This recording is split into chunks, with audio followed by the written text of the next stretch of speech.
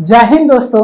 आज के वीडियो में हम लोग बात करने वाले हैं जो पासपोर्ट क्या है और वीजा क्या है और एनआरआई किसे कहते हैं और ओवरसीज नागरिकता किसे कहते हैं। तो चलिए दोस्त, आज का जो वीडियो है हम लोग शुरू करते हैं। अगर कल का वीडियो का अगर बात करें तो कल का वीडियो में जो है हम लोग पढ़ चुके थे नागरिकता अधिनियम, सिटीजनशिप एक्ट क्या है और सिटीजनशिप एक्ट कब लागू किया गया था, नागरिकता प्राप्त करने की कितनी विधि है और त्याग करने की कितनी विधि है। तो चलिए दोस्त, आज का वीडियो जो है हम लोग स्टार्ट करते हैं। जो पासपोर्ट क्या है और वीजा क्या है। देखिए दोस्त, पासपोर्ट उनको कहते हैं जैसे हम अपने देश से खुद परमिशन ले, जो हमें अपने देश को छोड़कर अब किसी विदेश देश में जाना है, इसके लिए हमें अपने देश से अनुमति लेनी होती है, उसी को पासपोर्ट कहते हैं।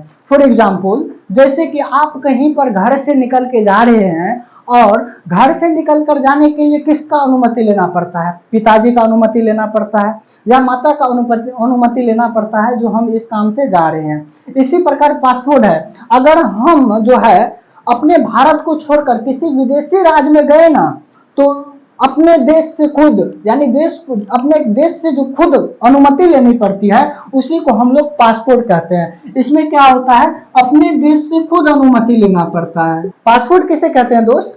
तो अपने देश से जब खुद हम अनुमति ले, जो अब हम इस देश को छोड़कर विदेश जाने के लिए रेडी हो गए हैं, तो उन्हीं को हम लोग पासपोर्ट कहेंगे। ठीक है। अब वीजा का अगर बात करें तो वीजा क्या होता है, मान के चलिए हम जो है यहाँ से कहीं मेहमानी गए और मेहमानी में पहले फोन करके अलर्ट कर दिए जो देखो हम तुम्हारे यहाँ आ रहे हैं, और बोलेगा जो तू आ जाओ।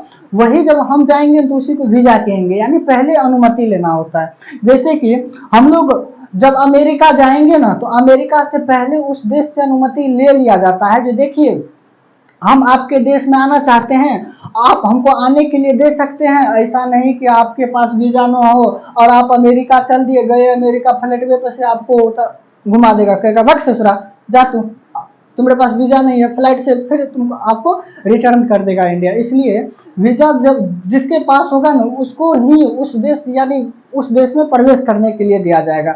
अभी हमारे जो है भारत में जो है इंजीनियर सब में बहुत, यानी अमेरिका जो है किसी भी इंजीनियर को आने के लिए देवे नहीं करता है, क्योंकि वहाँ का जो इंजीनियर है जो काम 50-60 हज़ार में करेगा, भारत का इंजीनियर जाता है 5,000 में करके चले आता है। इसलिए जो है अमेरिका वीजा देना बंद कर दिया इंजीनियर सबको। ठीक है दोस्त, तो वीजा किसे कहते हैं समझे होंगे। जो वीजा है, जो जब हम अपने देश को छोड़कर किसी दूसरे देश में जाते हैं और दूसरे देश में जाने के बाद उस देश से अनुमति लेते हैं, जो देखिए हम आपके देश में आना चाहते हैं, उसी को हम लोग वीजा कहते हैं। ठीक है। अब देखिए दोस्त, एनआरआई किसे कहते हैं, अब एनआरआई जानते हैं। अब जो है हम लोग एनआरआई का बात करते हैं। जो एनआरआई क्या है, देखिए दोस्त, एनआरआई का फुल फॉर्म होता है नॉन रेजिडेंट इंडियन। इसका मतलब हुआ, जो देखिए अब हम क्या करें, 2 दिन के लिए हम अमेरिका चले गए, यानी आप ही अमेरिका चले गए किसी मीटिंग के लिए, तो आप एनआरआई कहलाइएगा? नहीं, बिल्कुल भी नहीं कहला सकते हैं, क्योंकि एनआरआई जो होता है वे कम से कम 6 महीना से अधिक विदेश में रहना चाहिए, उनको हम लोग एनआरआई कहते हैं। जब कोई व्यक्ति नौकरी या शिक्षा या किसी अन्य कारण से विदेश में 6 महीना से ज्यादा वक्त व्यतीत कर दिया, उसी को हम लोग एनआरआई कहेंगे। ठीक है। देखिए दोस्त, एनआरआई में जो होता है सबसे मुख्य अभी, तो एनआरआई जो होता है वे इंडिया का ही लोग होता है और जाके विदेश में काम करता है और विदेश से काम करके जो है पैसा इंडिया को भेजता है। तो अब क्या करेगा, इनके इनकम जो होगा, इनका जो इनकम होगा उन पे सरकार टैक्स लेगा? नहीं लेगा, बिल्कुल भी टैक्स नहीं लेगा। एनआरआई का अगर विशेषता करें तो एनआरआई में जो है, अगर देशभक्त का बात करें ना, तो एनआरआई भी एक देशभक्त ही है। सबसे पहला देशभक्त जो है सैनिक है, हमारे स्थल सैनिक या वायु सैनिक या जल सैनिक, जो भी सैनिक है वे हो गया पहला देशभक्त। दूसरे नंबर पे किसान आ गया। अगर मेरे अनुसार अगर बात करें तो तीसरे नंबर पे हम एनआरआई को देशभक्त में लाते हैं। क्योंकि देखिए दोस्त, जब 1998 ईस्वी में अटल बिहारी वाजपेयी जब युवा का कलेजा तान के और अमेरिका के लाख मना करने पर जब परमाणु बम का परीक्षण किया था, उस समय जो है अमेरिका वाले भारत पे है प्रतिबंध लगा दिया था। तब भारत का अर्थव्यवस्था अगर कोई बचा के रखा था तो वे एनआरआई ही बचा के रखा था।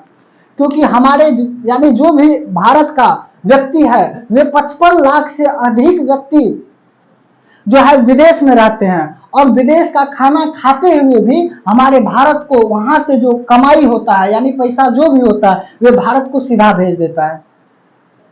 अगर उस समय अगर एनआरआई अगर हमारे भारत में नहीं रहा यानी भारत का व्यक्ति अगर विदेश में नहीं रहता तो उस समय जो है भारत का इतना अर्थव्यवस्था गिरता जो सोच भी नहीं सकते हैं। अगर हमारे अर्थव्यवस्था को अगर 1998 में बचा के रखा तो वे एनआरआई बचा के रखा। ठीक है, अगर हम लोग पाकिस्तान का बात करें तो देखिए दोस्तों, पाकिस्तान पे भी जो है परमाणु बम परीक्षण के चलते जो अमेरिका उस पर भी प्रतिबंध लगाया था। जो देखिए आप जो है किसी विदेशी देश से यानी व्यापार नहीं कर सकते हैं। ठीक है, लेकिन पाकिस्तान वाले को क्या, वे गया कहीं पर यानी कहीं पर अगर विदेश से वो करता है तो काट मार अपने में कर लेता है, विदेश वाले से भागो भागो भागो तुमको नहीं रखेंगे। ठीक है, अब विदेश यानी पाकिस्तान का लोग सब ज्यादा विदेश में नहीं था। पाकिस्तान का अर्थव्यवस्था जब गिरने लगा ना तो वे परमाणु बम का जो फॉर्मूला था वही बेचना शुरू कर दिया, तब प्रतिबंध हटाया गया पाकिस्तान से और उनके बाद जो है इंडिया पर से भी प्रतिबंध हटाया गया। अगर उस समय अगर हमारा एनआरआई अगर विदेश में नहीं रहता तो भारत का पूरा अर्थव्यवस्था गिर गया रहता। इसीलिए दोस्त एनआरआई किसको कहते हैं, जब कोई शिक्षा या नौकरी के संबंध में अगर 6 महीना से ज्यादा भारत के अंदर नहीं रहा यानी विदेश में रहा हो तो उसी को हम एनआरआई कहते हैं। अब मान के चलिए एनआरआई इतना यानी सरकार को सुविधा देता है तो क्या एनआरआई पे कोई यानी सरकार को भी तो सुविधा देना चाहिए। तो इसलिए जो है देखिए एनआरआई पे टैक्स यानी जो भी रुपया भेजेगा उस पर टैक्स नहीं लगेगा। ठीक है, टैक्स नहीं लगेगा। ठीक है, एनआरआई को यानी एनआरआई भी वोट दे सकता है। अब चलिए अब हम लोग एनआरआई को पूर्ण रूप से समझे एनआरआई क्या है। चलिए दोस्त अब हम लोग जो है पीआईओ को समझते हैं। पीआईओ का फुल फॉर्म हुआ पर्सन ऑफ इंडियन ओरिजिन। देखिए दोस्त वे व्यक्ति जो भारत का था किंतु पैसा या किसी कारण से विदेश में जाके विदेशी नागरिकता को ग्रहण कर लिया। अब जब वे भारत में आएगा तो उनको भी यानी जो भी विदेशी व्यक्ति जब भारत में आता है ना तो उनके साथ अलग ट्रीट किया जाता है। जैसे मान के चलिए वे ताजमहल देखने के लिए गया और वे विदेशी है तो जहां पर हम लोगों को 30 रुपया में ताजमहल देखते हैं वहीं पर उनको 300 रुपया लगता होगा। ठीक है, तो इसी कारण जो है बड़े बड़े उद्योगपति को यह सुविधा दिया गया था पीआईओ यानी पर्सन ऑफ इंडियन ओरिजिन। बड़े बड़े उद्योगपति को दिया जाता था जो विदेश में रहते थे, अमेरिका या कहीं पर भी विदेश में रहते थे। इनकी इसलिए दिया जाता था जो वे भारत का नागरिक था पहले और जाके विदेशी नागरिकता को ग्रहण कर लिया। ठीक है, और इसलिए दिया जाता था कि कभी अगर बाय मिस्टेक अगर वे भारत घूमने के लिए भी आए ना तो ऐसा ना हो कि उनको यानी यहाँ का व्यवहार देख के वे कुछ ना कर सके भारत के लिए। जब मान के चलिए वे बड़े बड़े अब ऐसा थोड़े ना है जो भारत से कोई जाके दुबई में सेटल हुआ तो वे गरीब जाके सेटल होगा, कोई अमीर व्यक्ति ही जाके सेटल हुआ होगा दुबई में भारत से और जो है वहां पर उनको बहुत पैसा होगा। तो सरकार ये सोचा जो क्यों न उन सबको कुछ सुविधा दिया जाए जो कहीं अगर घूमने के लिए भारत में आए उन सबको कुछ यानी अलग से जैसे आम नागरिक के साथ बिहेवियर किया जाता है उसी यानी इसे भी किया जाए। तो इसीलिए इनका जो आईडी कार्ड पे जो लिखल था वे था पर्सन ऑफ इंडिया ओरिजिन। लेकिन दोस्त इसका एक खराबी क्या था, जो भी व्यक्ति भारत घूमने के लिए आया उसके साथ आम नागरिक के साथ व्यवहार किया जाता है उसी प्रकार इनके साथ भी किया जाता था।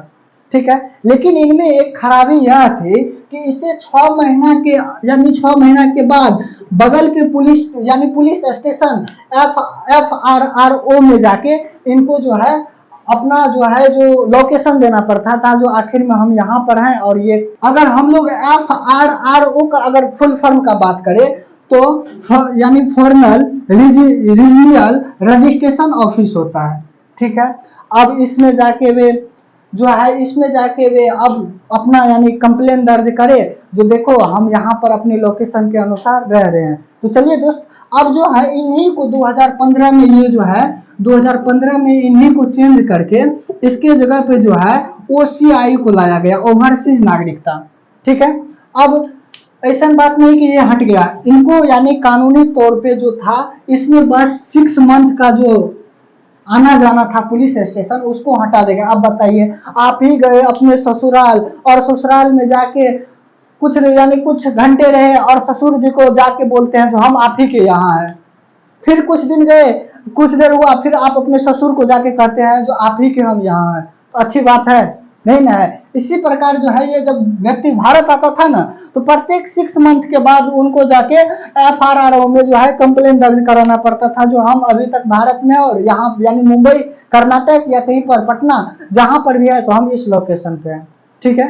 इसीलिए जो है इनको रद्द करके ओवरसीज नागरिकता लाया गया। तो चलिए दोस्त OCI को अब लोग हम समझते हैं जो क्या है। चलिए दोस्त अब हम लोग जो है OCI का बात करते हैं। OCI का फुल फॉर्म होता है ओवरसीज सिटीजन ऑफ इंडिया, ठीक है। अब OCI जो है OCI क्या होता है, OCI मतलब हुआ जो ओवरसीज नागरिकता। ओवरसीज नागरिकता उसको कहते हैं जो व्यक्ति भारत से जाके विदेश में सेटल्ड हो गया है। अब ऐसा थोड़ा ना है जो कोई गरीब जाके विदेश में सेटल्ड हुआ होगा। जैसे मान के चलिए कोई व्यक्ति अगर ज्यादा धन कमाया तो वे जाकर अपने जिला में सेटल्ड होता है, अगर उससे भी ज्यादा धन कमाया तो राज्य में जाके सेटल्ड होता है, अगर उनसे भी ज्यादा धन कमाया तो वे जाके नई दिल्ली में होगा, नई दिल्ली के बाद मुंबई जाएगा और मुंबई से दुबई भाग जाएगा।